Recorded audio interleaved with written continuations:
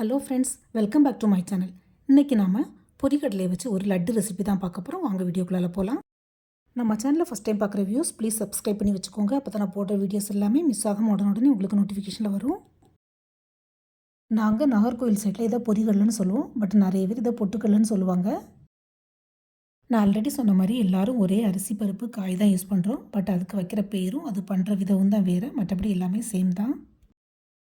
நான் இன்றைக்கி இந்த பொரிகடலையை வச்சு ஒரு மாலாடு ஸ்வீட்டு தான் பண்ண போகிறேன். அதுக்கு ஒரு பவுல், சின்ன பவுலுக்கு 3/4 பவுல் அளவுக்கு பொட்டுக்கடலை எடுத்துருக்கிறேன். நீங்கள் உங்களுக்கு எவ்வளோ தேவையோ அந்த அளவுக்கு எடுத்துக்கோங்க. இப்போ இந்த பொட்டுக்கடலையே ஒரு மிக்ஸி ஜாரில் சேர்த்துக்கலாம்.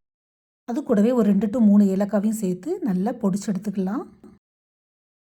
பொரிகடலை இந்த மாதிரி நல்லா பவுட்ரு மாதிரி பொடிச்சு எடுத்துக்கலாம். 1, 2 பொடியாமல் இருந்தாலும் பரவாயில்ல. நம்ம இது கூட ஜீனி போட்டு பொடிக்க வேண்டியது இருக்குது. ஸோ ஜீனி கூட போட்டு பொடிக்கும்போது கண்டிப்பாக பொடிஞ்சிரும் நல்லா. எனக்கு மும்பையில் பார்த்திங்கன்னா டிமார்ட்லேயும் சரி, மற்ற டிபார்ட்மெண்டல் ஸ்டோர்கள்லேயும் சரி இந்த மாதிரி பெரிய ஜீனி தான் கிடைக்கும்.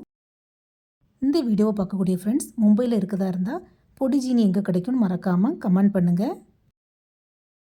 இப்போ நம்ம எந்த அளவுக்கு பொரிகடலை எடுத்தோமோ அதே அளவுக்கு ஈக்குவல் குவான்டிட்டிக்கு ஜீனியும் இந்த மிக்ஸி ஜாரில் சேர்த்துக்கலாம். இப்போ இந்த பொரிகடலையோட ஜீனியும் சேர்த்து நல்ல பவுட்ரு மாதிரி பொடிச்செடுக்கணும்.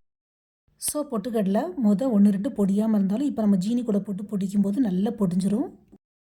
இந்த மாதிரி நல்ல ஃபைன் பவுடராக பொடிச்சு எடுத்துக்கலாம். நான் சுகர் பார்த்திங்கன்னா நேருக்கு நேர், அதாவது 1:1 அந்த ரேஷியோவில் போட்டுக்கிறேன். ஸோ இனிப்பு கொஞ்சம் தூக்கலாக தான் இருக்கும். உங்களுக்கு இனிப்பு அவ்வளோவா பிடிக்காது, கம்மியாக வேணும்னா கொஞ்சம் ஜீனியை கம்மி பண்ணி போட்டுக்கலாம்.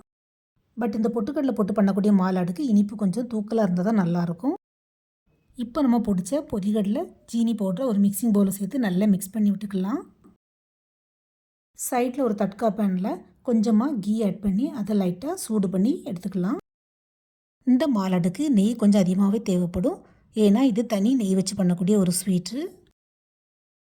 நம்ம பொடிச்ச அந்த பொரிகடலை மிக்சிங்கை லட்டு மாதிரி பிடிக்கணும். ஸோ நெய்யை மெல்ட் ஆக்கி ஊற்றினா தான் லட்டு பிடிக்க நமக்கு வரும்.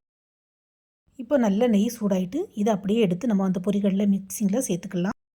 சூடு நெய் ஊற்றிருக்கிறதுனால மறந்தும் கூட கை போட்டுறாதீங்க. ஒரு ஸ்பூன் வச்சு இந்த மாதிரி நல்லா மிக்ஸ் பண்ணி விட்டுக்கலாம்.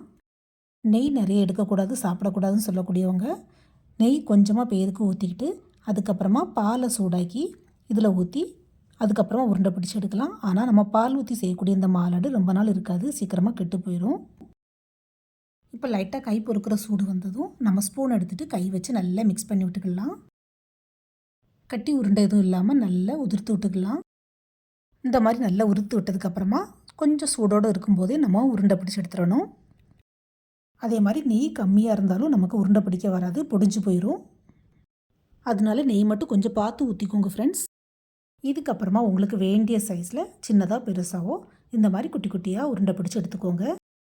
பொரிகடலை வச்சு நெய்யில் செய்யக்கூடிய இந்த மாலாடு ஸ்வீட் 1 week 10 days ஆனாலும் கெட்டு போகவே செய்யாது. அதே மாதிரி இந்த பொரிகடலை நமக்கு உடம்புக்கு ரொம்பவே நல்லது. நிறைய சட்னி கூட நம்ம செஞ்சு சாப்பிடுவோம். வேர்க்கடலை மாதிரி டைஜஷன் ப்ராப்ளம் எதுவும் இதில் இருக்காது. ஸோ தாராளமாக பயப்படாமல் சாப்பிட்லாம் எல்லோரும். ஃப்ரெண்ட்ஸ், இதே மாதிரி இந்த பொட்டுக்கடலைக்கு பதிலாக பாசிப்பருப்பு வச்சும் நம்ம லட்டு செஞ்சு சாப்பிட்லாம். பட் பாசிப்பருப்பு வச்சு பண்ணும்போது பாசிப்பருப்பை ஃபஸ்ட்டு லைட்டாக வறுத்துக்கிட்டு பண்ணணும்.